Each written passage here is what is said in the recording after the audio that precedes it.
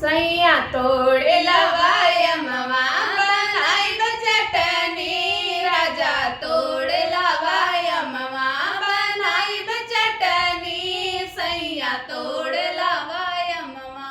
हम अपने मड़ैया से ससुरु जी झांके अपने मड़ैया से ससुरु जी झांके ससुरु जी झांके हो ससुरु जी झांके ससुरु जी झांके हो ससुरु जी झांके।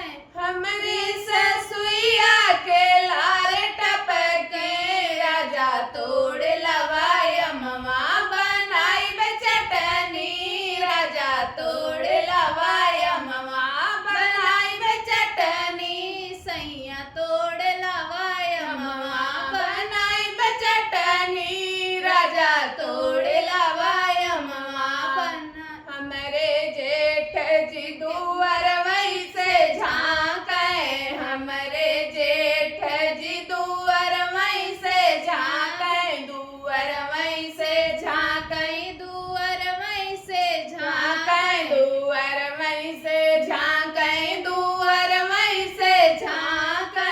हमरी जेठनिया महक पहुँचे राजा तोड़ लवायमवा बनाई चटनी राजा तोड़ लवायमवा बनाई चटनी सैया तोड़ लवायमवा।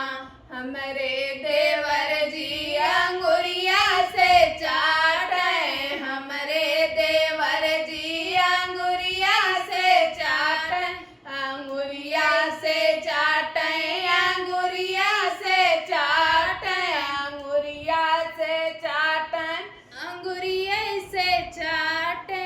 हमारी ननदिया